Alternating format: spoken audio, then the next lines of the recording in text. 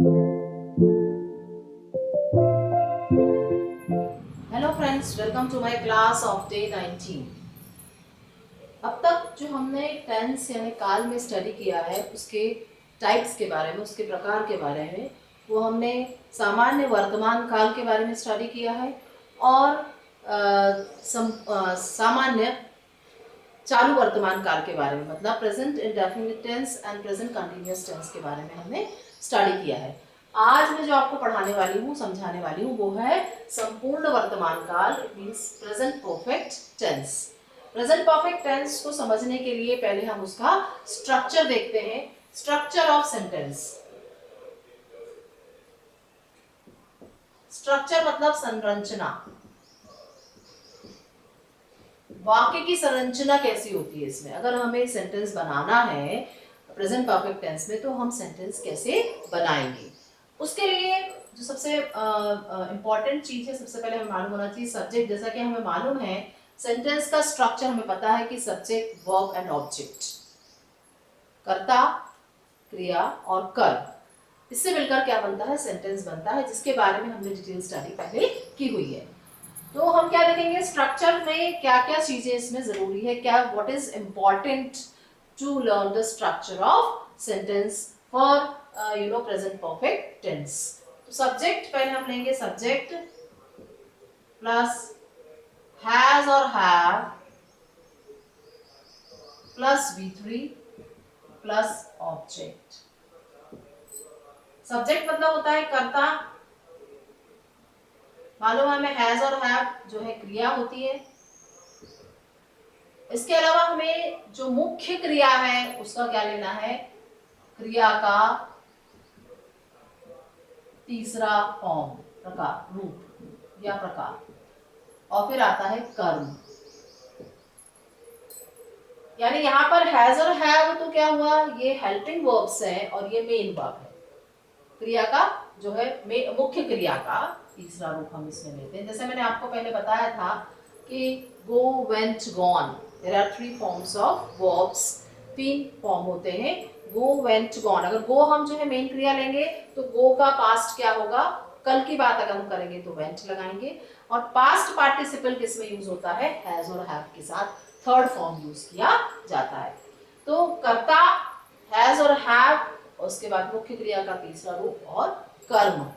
अब आप देखेंगे कि हैज हमें मालूम है कि सब्जेक्ट हमें पता है, कर्ता हमें पता है कि सब्जेक्ट यदि सिंगुलर है या प्लूरल है, वो हमें पहले पहचानना पड़ेगा। उसके पहले हम देखेंगे कि हैज और हैव कहाँ लगता है। अब हैज और हैव कब लगेगा, जब सब्जेक्ट क्या है, कौन कौन से सब्जेक्ट के आगे हैज लगता है, ही, शी, इट, और सिंगुलर सब्जेक्ट्स के साथ क्या लगता है, हैज। जैसे फॉर एग्जाम्पल अगर हम ले, he has done his work. He मतलब पता हमें वह, शी मतलब वह लड़की के लिए, इट या मतलब कोई भी एक सिंगुलर चीज के लिए, और कोई भी एक सिंगुलर सब्जेक्ट होता है। जैसे हमने सिंगुलर सब्जेक्ट में पहले हम इनके बारे में बहुत अच्छे से स्टडी कर चुके हैं, तो इनके साथ हम हैज लगाएंगे। जैसे मैंने एक सेंटेंस दिया है, ही हैज डन हिज वर्क, वह अपना काम कर चुका है। इस तरीके से शी लेंगे हम, she has done her work,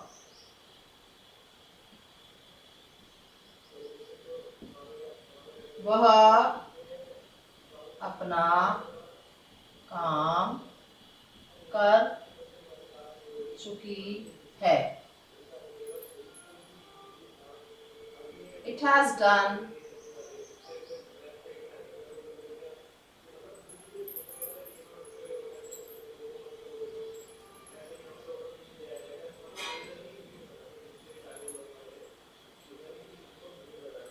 he, she, इनके साथ हमने क्या लगाया, सिंगुलर सब्जेक्ट। जो और सिंगुलर सब्जेक्ट हम ले सकते हैं, जैसे Ram, Ram has done his work, Ram अपना काम कर चुका है। तो यहाँ पे हमने देखा कि ही, शी और जो भी सिंगुलर सब्जेक्ट्स हैं इनके साथ हम क्या लगाते हैं, हैज का उपयोग किया जाता है। और हैज और उसके साथ क्या जाएगा आपका थर्ड फॉर्म ऑफ वर्ब, यानी वर्ब का तीसरा फॉर्म। जैसे यहाँ पर हमने लिया डन, तो डन का प्रेजेंट फॉर्म क्या है, डू, डू डिड डन। तो डन क्या है, थर्ड फॉर्म है, तो हम क्या लगाएंगे इसमें, डन जो है थर्ड फॉर्म का यूज किया, मतलब past participle form of the verb किसके साथ यूज किया जाता है, हैज और हैव के साथ हमेशा। और ये किससे कहते हैं हम, प्रेजेंट परफेक्ट टेंस में। तो हमने देखा यहाँ पर कि जब हमने प्रेजेंट परफेक्ट टेंस में क्या लेते हैं, ही, शी, इट सिंगुलर सब्जेक्ट्स है और कोई सिंगुलर सब्जेक्ट उसके साथ हैज लगाया जाता है और वर्ब का थर्ड फॉर्म यूज किया जाता है, तीसरा रूप यूज किया जाता है। इसी तरीके से अगर हम ले जो है सब्जेक्ट्स में, अगर हम प्लूरल सब्जेक्ट्स लेते हैं जैसे आई, यू, वी, दे, और प्लूरल सब्जेक्ट्स जो होते हैं, अब प्लूरल मतलब सिंगुलर तो आपको पता है एक वचन, प्लूरल मतलब होता है बहुवचन। अब ये मैं आपको पहले बता चुकी हूँ कि आई मतलब मैं, यू मतलब तुम, वी मतलब हम, दे मतलब वे, और प्लूरल मतलब मोर देन वन, एक से ज्यादा। ये हम सब पहले बहुत अच्छे से पढ़ चुके हैं। अब प्लूरल सब्जेक्ट्स अगर होंगे जैसे कोई भी, तो ये सब आई के साथ हम क्या लेंगे, I have written a letter,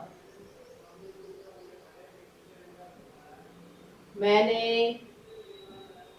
एक पत्र लिखा है, लिखा है या लिख चुकी हूँ, कुछ भी लिख सकते हैं आप, है ना।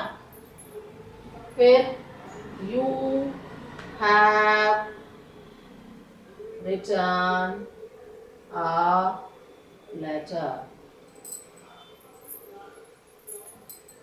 तुमने एक पत्र लिखा है।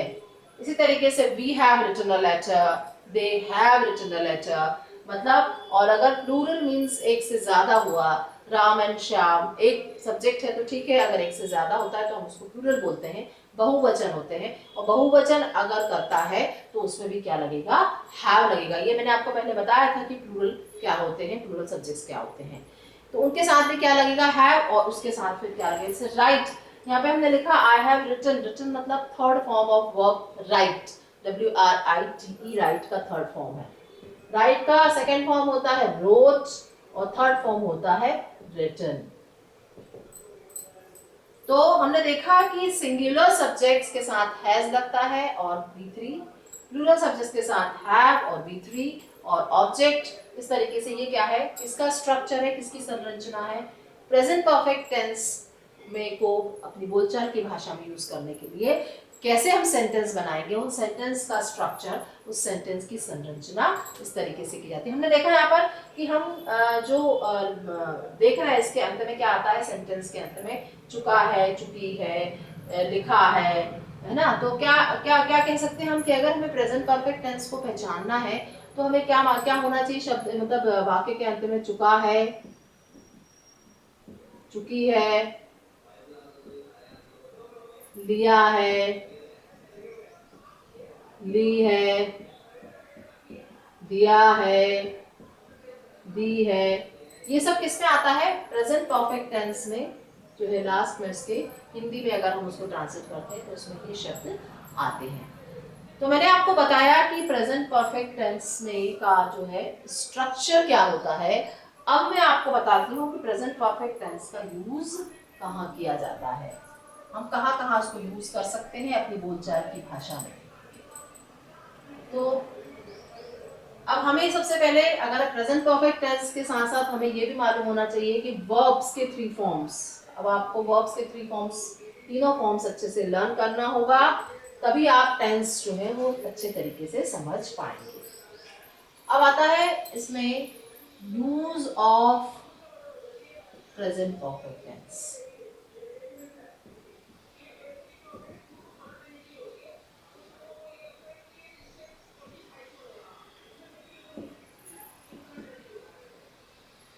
अब यूज मतलब उपयोग, संपूर्ण वर्तमान काल का उपयोग कहाँ किया जाता है?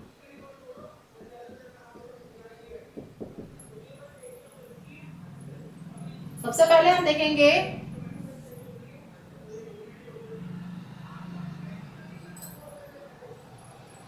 to describe the actions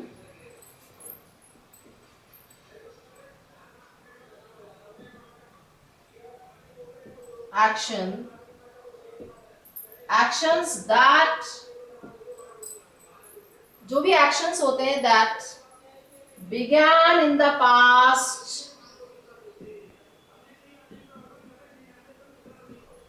जो कहाँ मतलब पास्ट में होते हैं, लेकिन but the effect of the actions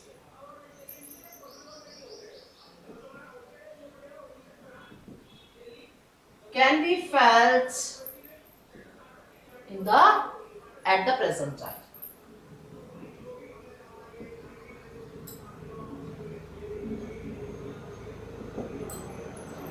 इसको अगर हम समझे तो क्या है, उन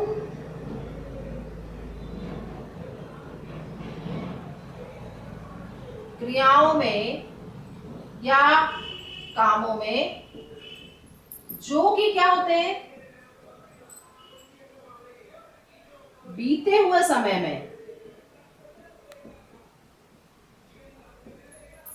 में शुरू होते हैं,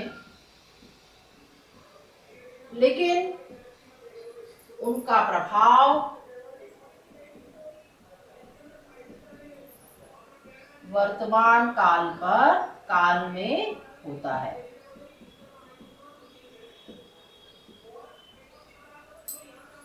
मतलब जो काम पास्ट टेंस में हुए हैं, पास्ट में हो गए हैं, लेकिन फिर भी अभी उनको हम क्या कह सकते हैं कि हाँ वो प्रेजेंट में है, मतलब उनका प्रभाव वर्तमान समझ में आता है कि वो है। जैसे मैंने आपको फॉर एग्जाम्पल अगर मैं लूं कि मैंने आपको टेंस पढ़ा दिया, कौन सा टेंस पढ़ा दिया मैंने, सामान्य वर्तमान काल में पढ़ा चुकी हूँ, तो I have taught you present indefinite tense.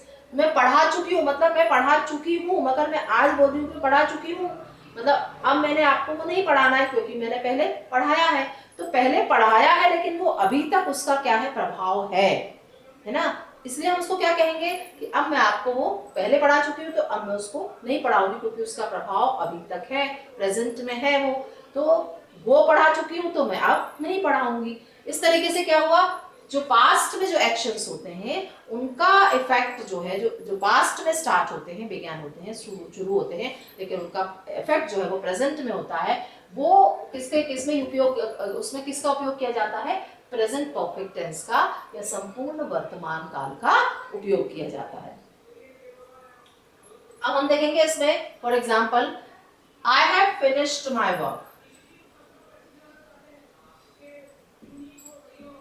finished my homework, मैंने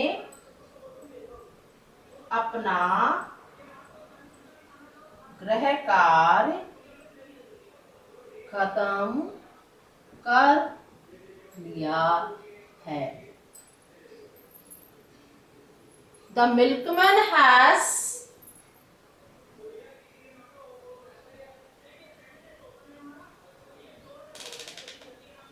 forgotten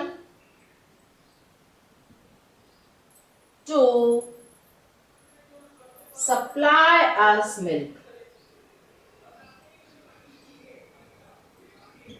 अब यहां आप देखोगे कि दूध वाले ने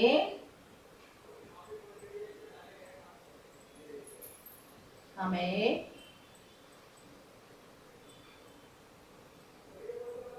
दूध देना भूल गया है। यानी यहाँ पे क्या हुआ, फॉरगॉटन, यहाँ आप देखेंगे हैव, आई के साथ हैव लगता है, फिनिश्ड, फिनिश जो है दैट इज मेन वर्ब, मुख्य क्रिया है, जिसका हमने पास्ट पार्टिसिपल फॉर्म लिया है। अब हम देखेंगे कि I have finished my work, मैंने अपना गृह कार्य खत्म कर लिया है, मतलब अब मैं क्या हूँ, फ्री हूँ। मैंने अपना काम कर लिया है, मतलब मैंने चाहे पास्ट टाइम में कभी भी किया है, लेकिन अभी मैं क्या कह रही हूँ कि मैंने कर लिया है, तो अभी मैं प्रेजेंट टाइम में मैं फ्री हूँ, भले ही मैंने उसको पास्ट में कंप्लीट किया हो। इसी तरीके से मिल्कमैन हैज फॉरगॉटन, मतलब forgotten that is the verb, कौन सी वर्ब है ये, मुख्य क्रिया का थर्ड फॉर्म है। और हैज आपको पता है कि हमें क्या लगाना, हैज प्लस V3, तो हमें दूध वाले ने दूध देना भूल गया है, मतलब वो हमें दूध देना भूल गया है।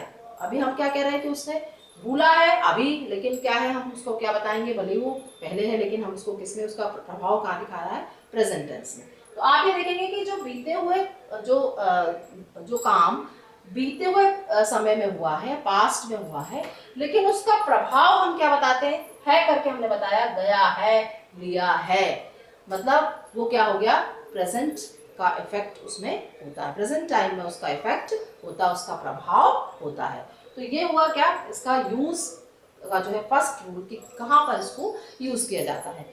अब सेकंड जो आता है इसमें,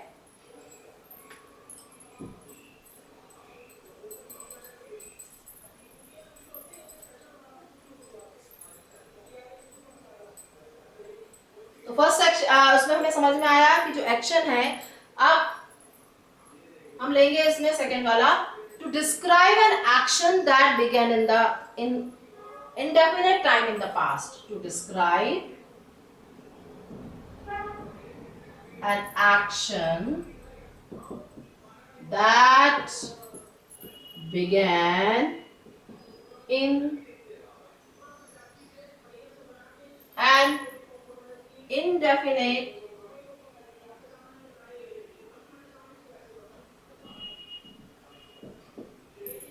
time,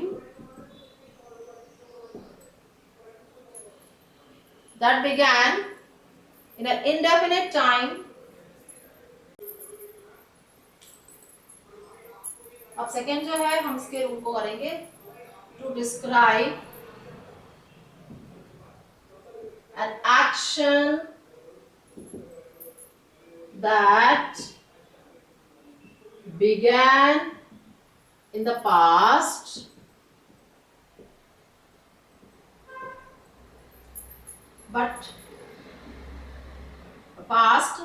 and is still continuing.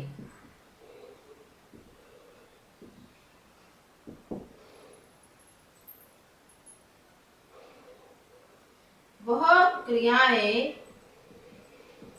जो बीते हुए समय में शुरू होती है,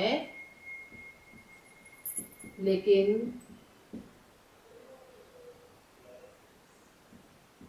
वर्तमान समय तक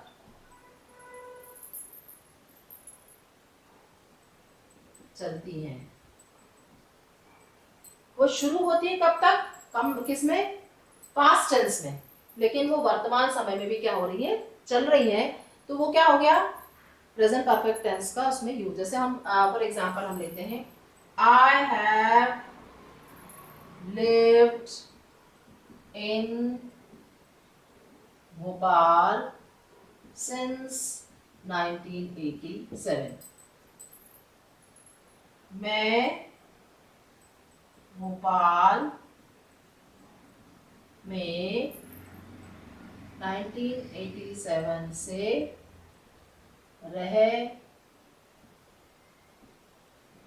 रही हूँ।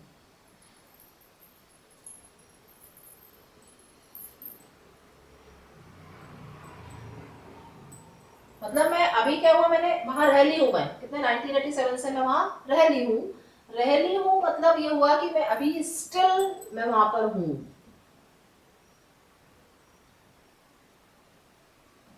स्टिल आई एम हियर, है ना, यानी मैं अभी भी वहां रह रही हूँ। तो क्या हुआ कि जो पास्ट में हमने शुरू किया था जो वर्क, वो अभी भी क्या है, कंटिन्यू है। इसी तरीके से हम और एग्जांपल ले सकते हैं, I have known him for 7 years। मैं उसे 7 साल से जानती है। आपने देखा कि यहाँ पे हमने have plus known, have plus lived. अब यहाँ पर भी हमने क्या देखा कि मैं उसको 7 साल से, मतलब 7 साल पहले से मैं जानती हूँ, लेकिन आज भी हमने क्या बताया कि जानती हूँ, मतलब अभी तक स्टिल आई नो। तो क्या हुआ, जो पास्ट में जो क्रियाएं हैं जो चलती है वो अभी भी क्या है, कंटिन्यू है।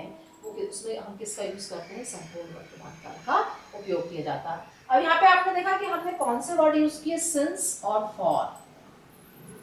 तो इन जो है, जब हम बीते हुई जो क्रियाएं हैं या काम हैं उनको जो वर्तमान काल में भी चल रही हैं और प्रेजेंट परफेक्ट टेंस में हम उसको मेंशन करते हैं, बताते हैं, यूज करते हैं प्रेजेंट परफेक्ट टेंस का, तो हम उसमें क्या करेंगे, सिंस और फॉर, इन दो वर्ड्स का यूज किया जाता है, इन दो शब्दों का यूज किया जाता है। सिंस का उपयोग करते समय हम टाइम बताते हैं, पर्टिकुलर टाइम बताया जाता है, डेफिनेट टाइम बताया जाता है। और फॉर में हम क्या बताते हैं, पीरियड ऑफ टाइम या समय का जो है वो बताया जाता है, पीरियड, है ना। तो यहाँ पे हम क्या बताते हैं, टाइम का जो है पर्टिकुलर टाइम बताया जाता है और इसमें पीरियड ऑफ टाइम बताया जाता है। इसमें पर्टिकुलर टाइम हम निश्चित समय नहीं बताते हैं, जैसे हमने 7 इयर्स बताया, तो फॉर के लिए हम क्या लगाएंगे, 7 इयर्स, मतलब 7 पीरियड का टाइम है। और यहाँ पे हमने क्या बताया, पर्टिकुलर ईयर बताया है। तो हम जब ये वाले रूल को यूज करेंगे, इसमें जब हम प्रेजेंट परफेक्ट टेंस करेंगे यूज, जिसमें कि क्रियाएं पास्ट में शुरू होती हैं और जो अभी भी चल रही हैं, उसमें हमें सिंस और फॉर का यूज करना होगा। और फॉर को हम पीरियड ऑफ टाइम के लिए यूज करेंगे और सिंस को हम पॉइंट ऑफ टाइम, मतलब पर्टिकुलर टाइम को मेंशन करने के लिए यूज किया जाएगा। अब हम आते हैं इसका जो है नेक्स्ट, जो इसका है रूल है कि कहाँ इसको यूज किया जाता है। सो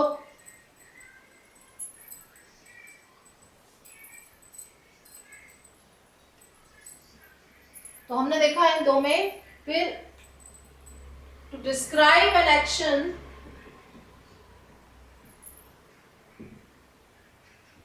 actions that have taken place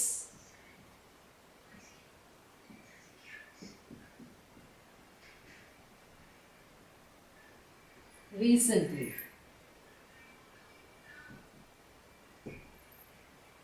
तो उन क्रियाओं को या कामों को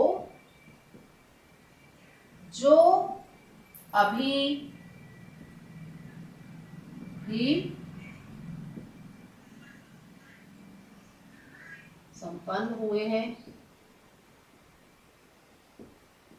या शुरू हुए हैं ना, जो अभी हुए हैं ना, संपन्न हुए हैं, अभी हुए हैं, ठीक है।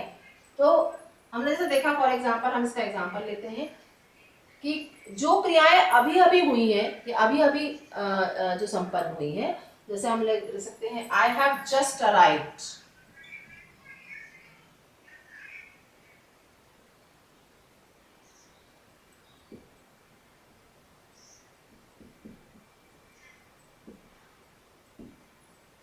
मैं अभी पहुंची हूं। इसमें हम कौन सा शब्द यूज करते हैं, जस्ट। कौन सा वर्ड यूज करते हैं, शब्द कौन सा यूज किया जाता है, जस्ट। और जस्ट का मतलब होता है अभी।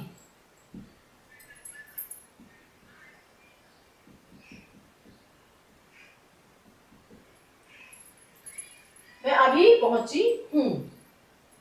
इसी तरीके से हम कह सकते हैं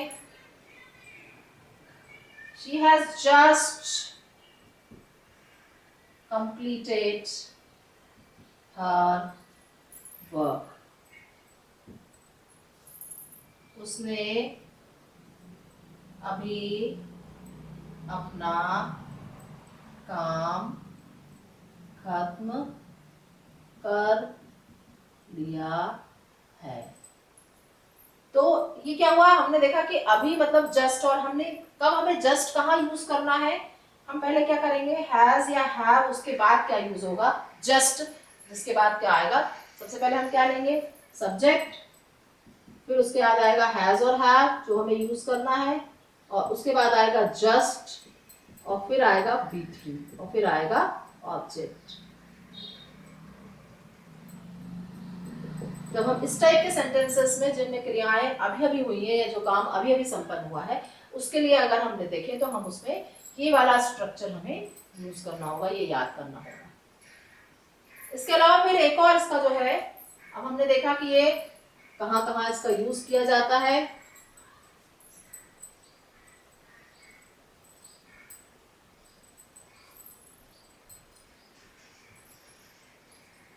to describe the past experience,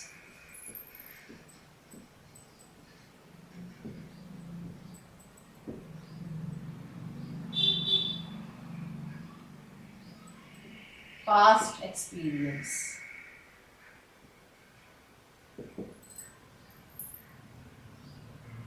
बीते बातों को बताने के लिए या अनुभवों को बताने के लिए हम क्या यूज करते हैं, प्रेजेंट परफेक्ट टेंस का यूज किया जाता है। फॉर एग्जाम्पल जैसे आई हैव सीन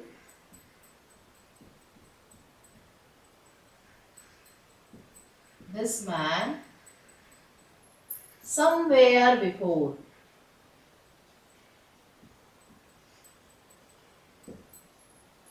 मैंने इस आदमी को पहले कहीं देखा है।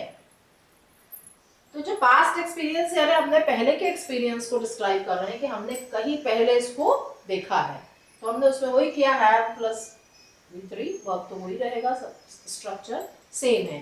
इसी प्रकार से हम एक और एग्जांपल ले सकते हैं, he has seen many ups and down in life, उसने बहुत सारे उतार चढ़ाव जीवन में देखे हैं। मतलब हमने उसका एक्सपीरियंस बताया अपनी लाइफ का कि उसने बहुत सारे उतार चढ़ाव जीवन में, उसके जीवन में देखे हैं। तो ये क्या हुआ, पास्ट एक्सपीरियंस या भूतकाल की घटनाएं या अनुभव जो है उसको लिए भी हम किसका उपयोग करते हैं, वर्तमान, संपूर्ण वर्तमान काल यानी प्रेजेंट परफेक्ट टेंस का यूज किया जाता है।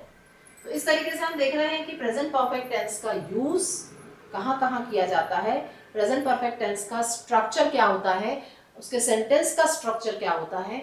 अगर हमें स्ट्रक्चर पता हो और यूज पता हो तो हम अपनी बोलचाल की भाषा में प्रेजेंट परफेक्ट टेंस का उपयोग अच्छी तरीके से कर पाएंगे और हम अच्छी तरीके से फ्लुएंटली इंग्लिश बोल पाएंगे। तो आज हमने प्रेजेंट परफेक्ट टेंस के बारे में पढ़ा, और अब नेक्स्ट टाइम हम प्रेजेंट परफेक्ट कंटिन्यूअस टेंस के बारे में स्टडी करेंगे। Till then, goodbye, thank you.